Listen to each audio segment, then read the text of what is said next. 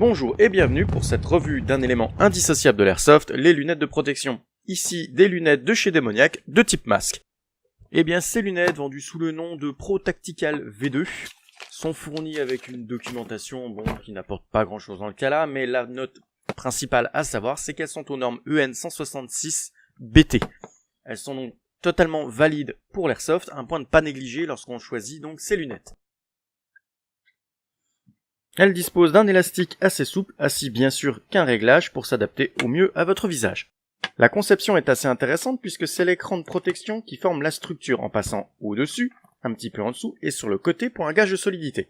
La structure arrière de la lunette est donc en caoutchouc très souple comme vous pouvez le voir. Ceci ne devrait pas produire de gêne particulière lors du port de ces lunettes. Pour ce qui est des aérations, des petits trous sont percés sur le dessus, même s'ils sont en grand nombre, ils me paraissent un petit peu insuffisants, puisque sur le dessous, il n'y a pas vraiment d'aération de prévu. Et c'est dommage, parce que ces lunettes ont une particularité intéressante pour les possesseurs de lunettes de vue, c'est qu'on peut porter une petite monture assez facilement dessous, sans spécialement avoir de désagrément. Seulement ce manque de ventilation peut causer rapidement de la buée.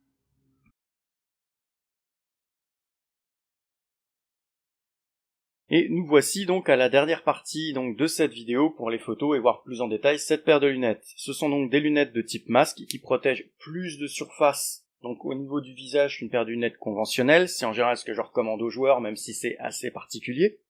La norme EN 166B est un énorme plus pour un tout petit prix. Rappelons que normalement toutes les protections valides pour l'airsoft doivent être estampillées EN 166B. L'écran de protecteur qui forme en fait la plus grande partie de cette paire de lunettes finalement, puisque même les élastiques se fixent dessus, est un plus intéressant. Tous ces petits retours vers le haut, le côté et le bas va énormément limiter le risque de passage des billes derrière les lunettes, voire le rendre presque à zéro. Elle s'adapte parfaitement bien avec les masques grillagés pour le bas du visage, donc tout ce qui est stalker, un plus non négligeable. Le seul gros bémol en fait, c'est son souci d'aération. Pour moi, il n'y en a pas assez, le fait de ne pas avoir percé le bas de la lunette est un peu catastrophique pour la buée, surtout si on transpire un petit peu. Rien qu'un petit peu ici va suffire pour rapidement mettre de la buée, c'est un peu dommage puisque le fait de pouvoir mettre des lunettes de vue derrière était intéressant, mais beaucoup de joueurs ne vont pas pouvoir les porter très longtemps en partie, et c'est ce qui va en général causer l'achat des lunettes grillagées. Je vous remercie d'avoir visionné cette vidéo, j'espère qu'elle vous aura été utile pour le choix de vos lunettes.